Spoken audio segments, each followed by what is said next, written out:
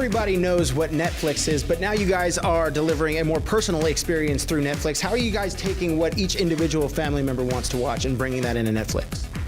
So what we used to personalize for household, and we give them talking animals for 6 to 8 year olds, and we give them supernatural dark thrillers, and that's obviously for 40 to 50 year olds.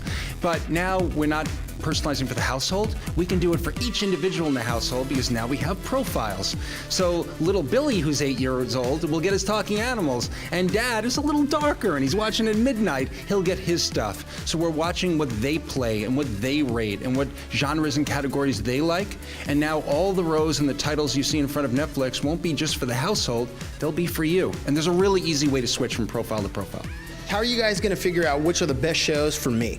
So that's a great question. So we do a really great job of personalizing and giving you titles you're going to love. But we also know that people often go through Netflix and find stuff they want to watch later. And we want to make an easy way for people to do that. We've created My List, which is a new feature where when you go through Netflix, you can find titles to watch later. You simply add it to My List, and then it's there in devices, all devices on the Netflix service. They'll have My List. It's just ready there with something for you to watch. Now, one of the coolest things that I've noticed about my Netflix experience is that every time I turn on my Netflix, it's always recommending something that I actually do want to watch. How do you guys make that happen? Are you like watching what I'm watching?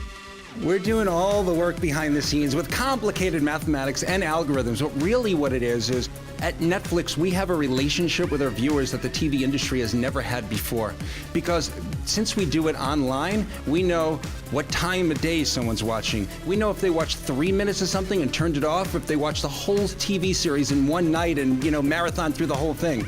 We know what device they're watching on. Did they watch it on an iPad? Did they continue watching on their PS3? We're on a lot of devices, so knowing where they watched it, what time of day they watched it, and most importantly, what they watched. We'll know, did they watch a comedy, and then the next day they watched a really dark action thriller. So we have a tremendous amount of data that we only use for our users, that we only use to make the experience better, so we can put in front of you exactly something great to watch so you don't have to think about it. Does this make it even more important, the shows that I do enjoy that I'm watching, that I rate those? Well, it's great if you rate, and we want to have that data and feedback, but if you just watch and use Netflix as you usually will, we'll do all the rest. We take that data and we use it to make a lot of our personalization recommendations, so all you're going to do is watch and enjoy. The shows that I add to my own list, will that affect the list that Netflix already puts together for me? We do use that as a signal. If you put shows in your list, we know you have an interest in watching it. Sure. So we do use that as part of our mathematical formulas to figure out what you want to watch next. They think of everything in Netflix. If you want to watch a show, eventually you're just going to have to blink and it'll just appear in front of your eyes. And here you are. Here I am.